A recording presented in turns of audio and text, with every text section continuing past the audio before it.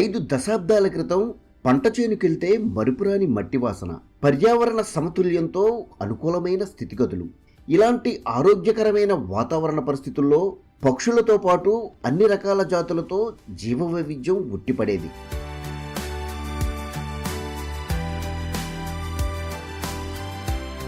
క్రమేణా రసాయన ఎరువుల వినియోగంలో జీవం కోల్పోయిన జీవ వైవిధ్యాన్ని మరలా ప్రకృతి సేద్యం పునరుజ్జీవం చేస్తోంది.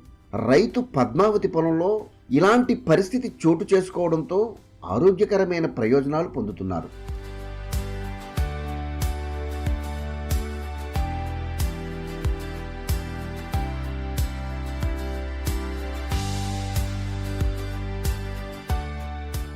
రైతు వేముల పద్మావతి 8 ఏళ్లుగా ప్రకృతి పద్ధతి అనుసరిస్తున్నారు. తనకున్న ఎకరా విస్తీర్ణంలో వరి పంటను సాగు చేస్తున్నారు. ఈ క్రమంలో ఏటా పిఎండిఎస్తో మొదలుకొని ఖరీఫ్ రబీ పంటలను ఏ గ్రేడ్తో అనుసంధానం చేసి పలు రకాలైన పంటలు పండిస్తున్నారు. అందరికీ నమస్కారం. నా పేరు పద్మావతి, ఏముల ఇంటి పేరు. మాది పల్నాడు జిల్లా బెల్లంకొండ మండలం నాగిరెడ్డిపాలెం గ్రామం. నా వయసు 57 సంవత్సరాలు. మేము చిన్నతనం నుంచి మా కుటుంబం అంతా కూడా వ్యవసాయం చేసి బతికేవాళ్ళం. మాకు 1 ఎకరం పొలం కూడా ఉంది, సొంత పొలమే. ఆ పొలంలో కొద్దిగా కెమికల్ మందు కట్టలు కూడా వాడటం అనేది చేసేవాళ్ళు నానోళ్ళు. అలా చేస్తూ ఉంటే కొన్నాళ్ళ పాటు బాగానే పండింది. కొన్ని సంవత్సరాలు గడిచాకనే మళ్ళీ భూమిలో సారవంతం అనేది తగ్గి పంట దిగుబడి కూడా తగ్గటం జరిగింది. కొన్ని ఇబ్బందులు కూడా ఎదుర్కోవాల్సి వచ్చింది. అప్పుడు మాకు ఈ ప్రకృతి వ్యవసాయం గురించి భూమిని సారవంతం ఎలా పెంచుకోవాలనేది మాకు నేర్పించారు.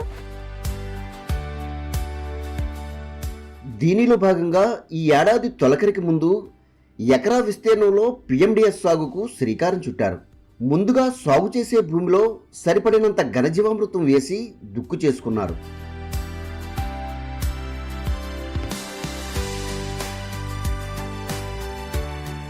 అనంతరం రైతు సాధికార సంస్థ సమకూర్చిన 30 రకాల నవధాన్యాలతో పాటు అన్ని రకాల జాతుల విత్తనాలను బీజామృతంతో విత్తన శుద్ధి చేసి సిద్ధం చేసిన భూమిలో చల్లుకున్నారు.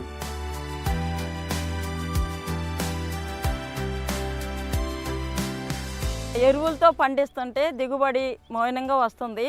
అయితే దిగుబడి పెంచుకునేది ఎలా అని మేము ఆలోచించేటప్పుడు మాకు ప్రకృతి వ్యవసాయం సిబ్బంది మాకు సపోర్ట్గా వచ్చి వాళ్ళు ఈ పిఎండిఎస్ విత్తనాలని నవధాన్యాలని చెప్పి 18 రకాల విత్తనాలు మాకు తీసుకొచ్చి ఇవ్వటం జరిగింది. ఆ 18 రకాల విత్తనాలు చేలో చల్లి వాటిని ఒక 40 రోజులు పెంచి పూత దశకు వచ్చినప్పుడు దమ్ము చేసి నాటు వేసుకోమన్నారు. ఇలా చేయటం వల్ల భూసారం అనేది ఇంకొంచెం పెరిగి 20 బస్తాలు అయ్యే పంట 25 బస్తాల దాకా వచ్చింది.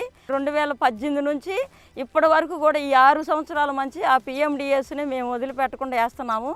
కాకపోతే ఏ సంవత్సరానికి ఆ సంవత్సరం విత్తనాలను కూడా పెంచడం జరిగింది.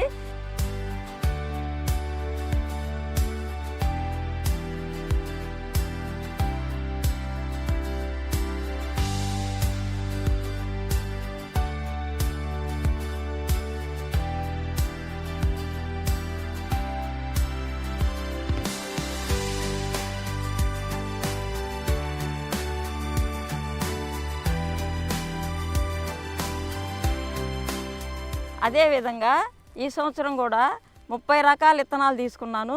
ఎకరానికి వచ్చి 30 కేజీల కాడికి తీసుకున్నాను. ఘనజీవ అమృతాన్ని దున్నిచ్చేటప్పుడే భూమిలో కలిగి దున్నిచ్చాను చల్లుకొని. తర్వాత విత్తనాలు చల్లుకున్నాను. ఈ విధంగా సాగు చేసిన పిఎండిఎస్ పంటలకు 3 దఫాలుగా ద్రవజీవామృతాన్ని అందించారు. దీంతో పాటు ప్రకృతి విధానంలో అన్ని రకాల విధానాలను పూర్తి స్థాయిలో అనుసరించారు. కొంచెం ఒక జానెత్తు వచ్చిన తర్వాత ద్రవజీవామృతం తయారు చేసుకొని ఆ ద్రవజీవామృతాన్ని పిచికారి చేయటం జరిగింది. ఆ పిచికారి చేయటం వల్లనే నా పిఎండిఎస్ ఈ రకంగా ఎదుగుదల బాగా వచ్చింది. ద్రవజీవామృతం పిచికారి చేయటం వలన భూమిలో మొక్క వడబడకుండా ఏపుగా పెరుగుతుంది, ఆరోగ్యంగా పెరుగుతుంది. అందువల్ల జీవామృతం ఖచ్చితంగా యాసకాలం, ఎండాకాలం వర్షాలు లేవు, పైపెచ్చు మాకు నీటి వసతి కూడా లేదు. కాబట్టి జీవామృతాన్ని 15 రోజులకు ఒకసారి పిచికారి చేస్తున్నాను. దానివల్ల మొక్క వడబడకుండా ఏపుగా పెరుగుతుంది, ఆరోగ్యంగా పెరుగుతుంది.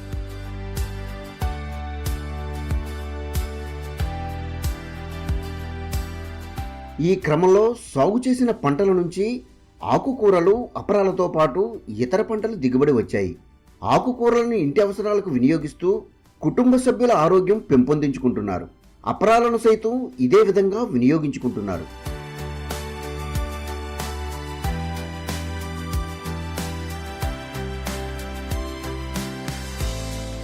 ఈ పిఎండిఎస్ వేసిన ఆహారం పంట, ఆ పంటలో గోంగూర నేను తీసుకుంటాను, పెసలు, అలసందలు, మినుములు ఈ ఆహారాన్ని నేను కోసుకోవటం కూడా జరిగింది. అవి కోసుకొని నేను ఇంట్లో వాడుకుంటున్నాను. ఆ ఆహారాన్ని కూడా తినటం జరుగుతుంది. పిఎండిఎస్ తర్వాత వరి 2 పంటలు వేయటం జరుగుతుంది. 2 పంటల మీద 70 బస్తాల దాకా దిగుబడి వస్తుంది. పశుగ్రాసాన్ని పశువులకు వాడుతూ ఆరోగ్యంగా పెరిగేందుకు దోహదం చేస్తున్నారు. ఎండాకాలం కాబట్టి ఎక్కడ గడ్డి దొరకదు. ఆ సమయంలో నా గేదెలకి ఈ గడ్డిని కోసుకెళ్ళి మేపుకున్నాను. గేదెలకి బాగా పాల ఉత్పత్తి పెరిగింది, ఎన్న శాతం పెరిగింది, గేదెలు కూడా బాగున్నాయి.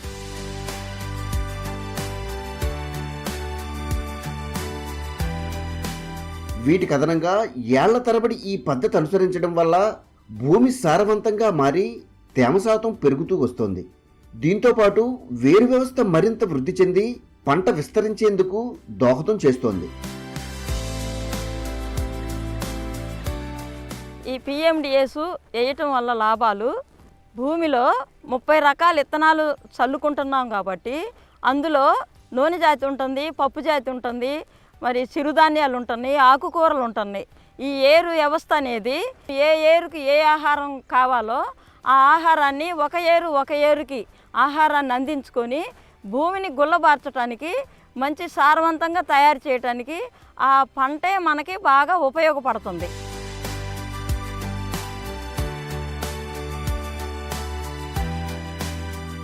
ఇలాంటి అనుకూల పరిస్థితుల వల్ల పంట చేలో పక్షుల గూళ్ళు ఏర్పాటు చేసుకొని జీవ వైవిధ్యానికి జీవం పోస్తూ ఆనందకరమైన జీవనాన్ని అందిస్తున్నాయి.